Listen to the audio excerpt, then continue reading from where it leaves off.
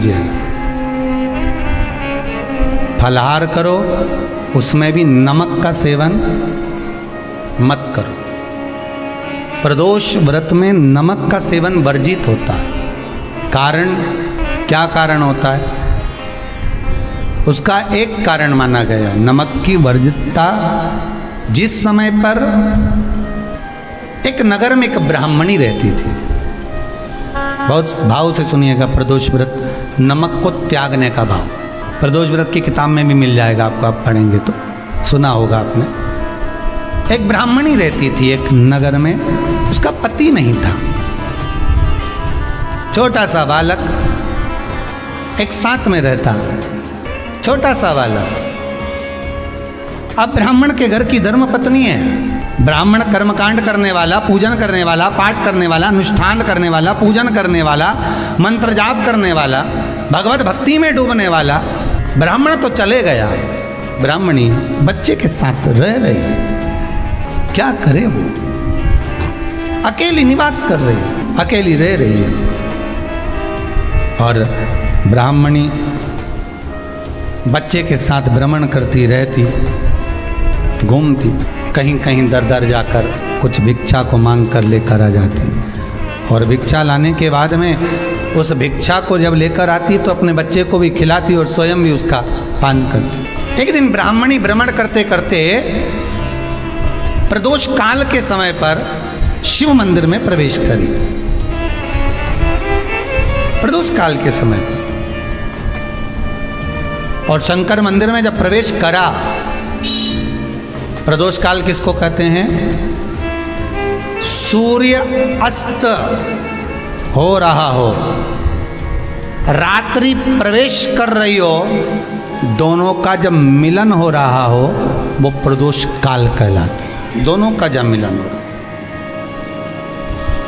सूर्यास्त हो रहा हो, रात्रि अपना चरण बढ़ाने के लिए आगे बढ़ रही हो, और दोनों का जब मिलन हो रहा है, वो प्रदोष काल है, वो प्रदोष का समय है। ब्राह्मणी मंदिर में प्रवेश कर रही। जब ब्राह्मणी मंदिर में प्रवेश करी, मंदिर के अंदर पहुंची, प्रदोष काल का समय था, प्रदोष का समय चल रहा था। और प्रदोष काल के उस समय में, प्रदोष काल के उस समय में जब ब्राह्मणी ने देखा कि कोई भगवान की भक्ति में लगा हुआ है, भगवान के रस तत्व में डूबा हुआ है। आज ब्राह्मणी के पास में कुछ पदार्थ नहीं है, अपने बच्चे का पेट भरने के लिए कोई सामग्री नहीं है, और कुछ आस लेके वो प्रवेश करिए, कुछ आस लेकर वो अंदर प्रवेश कर जाती है। कोई ऋषि की पत्नी, कोई ब्राह्मण जन की अर्धांगिनी उस प्रदोष के समय पर शंकर का अभिषेक पूजन कर रही थी, भगवान शिव की आराधना कर रही थी, भगवान की भक्ति में डूबी हुई थी। जब भगवान शिव की आराधना में डूबी हुई है, आराधना कर रही है,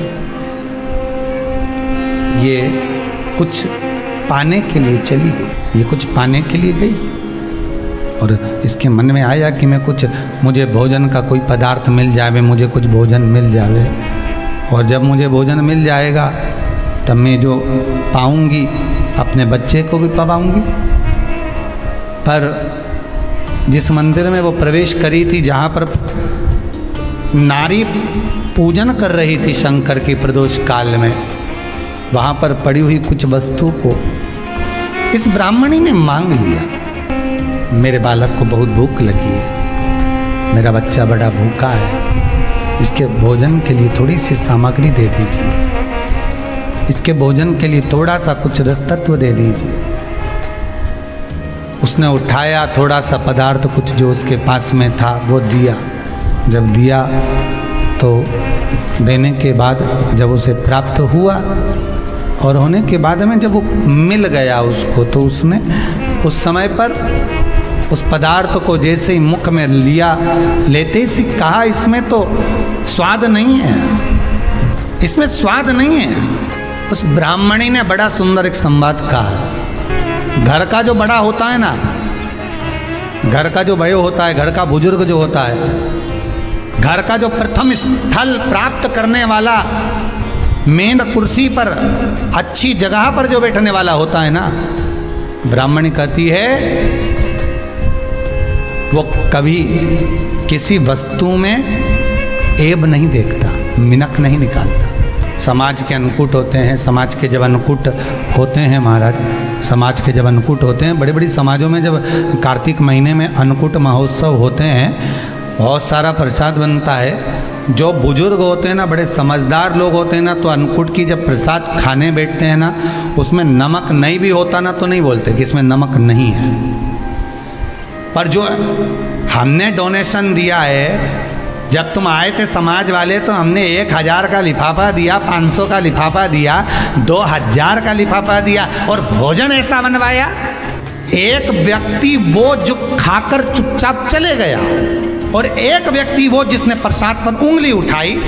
इन दोनों को अन्नकूट की तारीख पे इनका नाम लिख लो, और अगला अन्नकूट आए तब दोनों की दशा देखना। एक जो चुपचाप खाकर चले गया, भगवान के प्रसाद को प्रसाद मानकर, प्रभु का दर्शन मानकर लेकर चले गया, वो उन्नति की सीढ़ी पर चढ़ता चले गया। और जो मिनक निकालता रहा, वो साल भर खटर पटर की जिंदगी जीता रहा। भगवान के प्रसाद में कभी भी ध्यान रखिएगा, भगवान के प्रसाद के अंतर्गत स्वाद की कोई मूलता नहीं होती। भगवान का प्रसाद स्वयं स्वाद है। भगवान के प्रसाद में नमक नहीं देखना, मिर्ची नहीं देखना, भगवान के प्रसाद में शक्कर नहीं देखना, भगवान के प्रसाद में कुछ ये नहीं देखना कि कितना माल डला, कितना घी, कितना बादाम, कितना काजू, कितना इलायची डला। हाँ, यहाँ तक शास्त्र कहता है कि भगवान का प्रसाद अगर बन रहा है तो उसकी सुगंध भी नहीं ली जाती है महाराज। यहाँ तक शास्त्र कहता है। जब तक भगवान उसको पानी ले तब तक उसका सुगंध भी नहीं ली जाती। और कई कई जगह तो भगवान को प्रसाद अगर सूखा सामान हाथ में आ गया, इलायची कैसी है, मंदिर के अंदर जाने वाली है भगवान को डलने के लिए, लाओ यार किसकी दुकान से आई इलायची बताओ, इलायची तो 25 बार सूंघा, हाँ हाँ अच्छी है। अब सूंघ लिया तो भगवान इसको स्वीकार करेगा क्या? अरे जम के तो बोलो। एक फूल तुमने बगीचे से तोड़ा और सोचा इसमें पहले मैं सूंघ लेती हूँ, इसमें स्वाद है कि नहीं, इस फूल में गंध है कि नहीं, इसमें सुगंध है कि नहीं, और फूल सूंघ लिया, उसके बाद तुम भगवान को देखो, भगवान स्वीकार करेगा नहीं। कई कई घरों में तो हंडी से दाल चलाती जाए ने हाथ में डाल के। महाराज ब्राह्मणी ने जैसी मुख में लिया थूक दिया। ये श्रेष्ठ नहीं है। जो ऋषि की पत्नी अंदर पूजन कर रही थी प्रदोष काल में, उसने कह दिया, आपका चेहरा बता रहा है कि आप ब्राह्मण की धर्म पत्नी हैं, पर आज आप दर दर जाकर अगर भिक्षा मांग रही हो, दर दर जाकर अगर भीख मांग रही हो, दर दर जाकर भिक्षा को मांग रही हो, तो इसमें आपके पति का दोष नहीं है, दोष आपका है। क्योंकि आप भगवान के प्रसाद में भी जो स्वाद देखी थी ना, ये आपका एक जन्म का नहीं है, ये ना जाने कितने जन्म का है। ब्राह्मणी के मस्तिष्क में बैठ गया, ब्राह्मणी के उस पुकाना वो बक्कल में नहीं अक्कल में बैठ गया कि ये स्वाद नहीं देखना। इसलिए प्रदोष व्रत के अंतर्गत ब्राह्मणी ने उस दिन से विचार कर लिया कि जैसे आप पूजन कर रही हो, जैसे आप अर्चना कर रही हो, जैसे आप आराधना कर रही हो, ऐसी आराधना, ऐसी पूजन, ऐसी भक्ति मैं भी करूँगी, ऐसी आराधना मैं भी करूँगी। अब मैं स्वाद नहीं देखूंगी। तो प्रदोष व्रत करने वाले को ध्यान रखना चाहिए कि नमक का सेवन ना करे, भोजन ना करे, फलाहार करिए, फल का आहार करिए, प्रयास करिए।